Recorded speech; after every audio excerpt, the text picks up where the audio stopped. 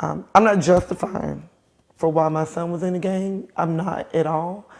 But I know who he was. I think that when we watch the news, we're so quick to label people and, oh, it's just another gang member dead. But we forget that behind these gang members are families. If my son's story could save another child or even help another parent who's grieving, it was important for me to tell this story. I was married to their father, and we had 3 children. Unfortunately, their father got addicted to drugs and alcohol at a pretty young age, and we got divorced when he was little, when my son was little, when all 3 of my kids were little, actually. And then I remarried, and it was a great relationship for a long time, for almost 9 years. We got divorced at the time I was saved, into church heavily. I was doing security for a church in Durham, North Carolina.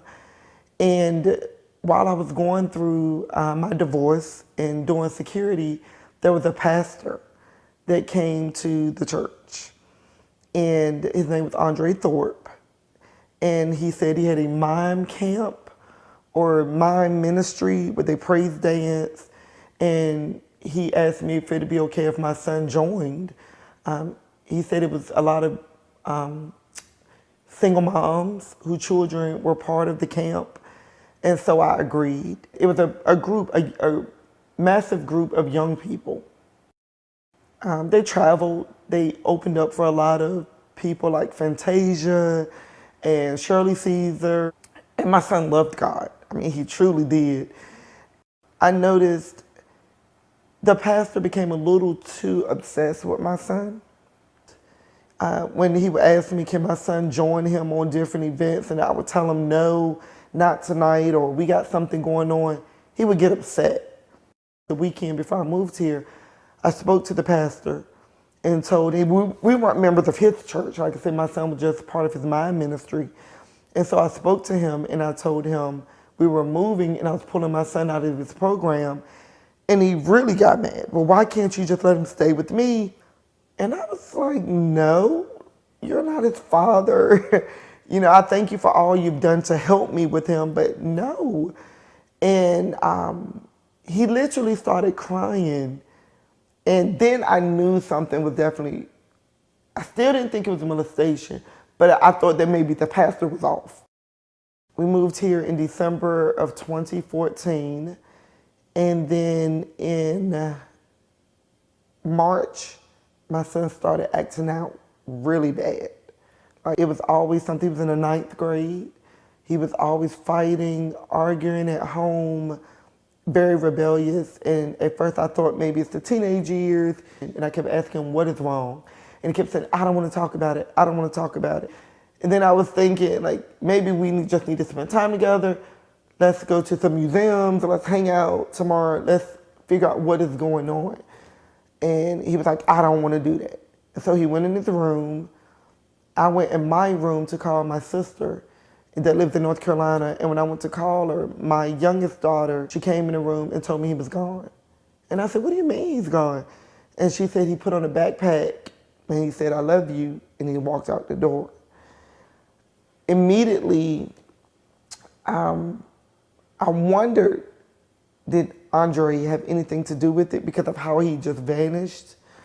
I went to Andre's page and it was the typical stuff he normally posts about church performances or him singing. It was typical stuff. But then about 2 days later, he had no page. My son had no Facebook, no Instagram. And then it dawned on me, yeah, he got my son.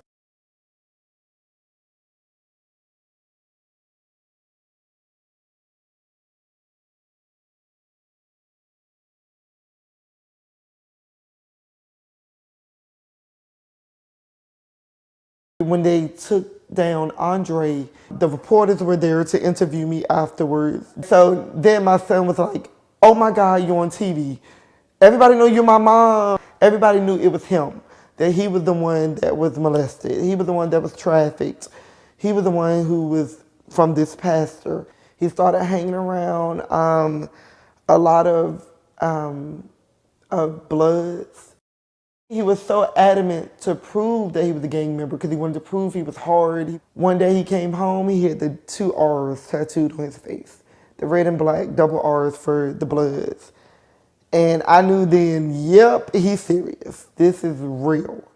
I think he joined it to prove he wasn't gay or punk or whatever you want to call it. He wanted to call it. But I think now it became, this is real. He started dating someone, a girl his age, and she got pregnant. He ended up having a little girl, beautiful little girl. Her name is Bella. When my son had her, he started realizing, I gotta change. Thanksgiving came around, my son came to the house. He was sitting on the edge of the bed and he just kept just rubbing his head, just doing like this. I kept saying, what's wrong? And he was like, I need to talk to you. And I said, what? And he was like, Mama, I don't want to be a gang member no more. And I said, what do you mean? And he said, I'm done. He was like, he just started crying. And he started telling me how he's let me down all these years. And he was like, I know we can't help what happened to me, Ma. He was like, but I could help all the stuff I've done. And he was like, I love you, Ma. I don't want to do this. He said, I promise you, next year, I'm going to make you so proud of me. He was like, you're going to have the best son you ever had. I promise. And oh,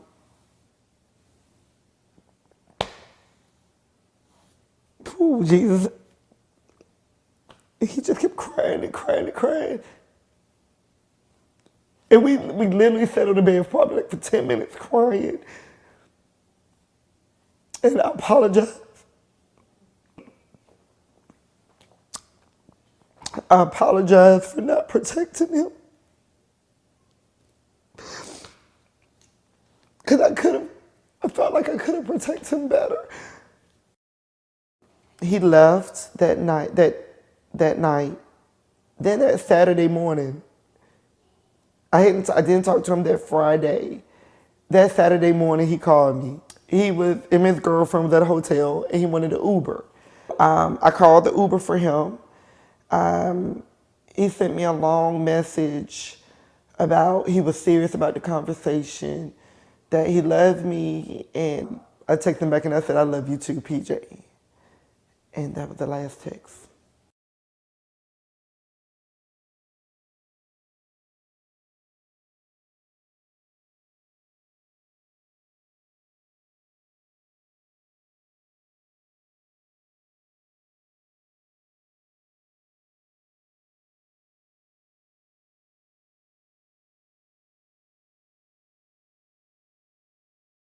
I want my son to be remembered as someone who was loving, someone's life who changed because it wasn't his fault. It wasn't. His childhood, his innocence was literally ripped from him. And it created a different life for him. I'm not taking away from the fact my son's a gang member. That's the life he chose. But it was not because he just woke up one day and said, I want to be a gang member. It was based upon just a pattern of things that had happened, and he wanted out of that life. And his life was taken too soon, too short. Literally days after he made up his mind that he no longer wanted to do that he wanted out. And for me, telling his story, even all the way back from Andre, it's kind of a warning to parents to listen to your child, to pay more attention to if you see the signs, whether it's in gang, kidnapping, trafficking, anything to be more aware. Said, my child will never get kidnapped. My child will never get trafficked. My child will never get in a gang. My child will never be murdered. And I have experienced every last one of those things.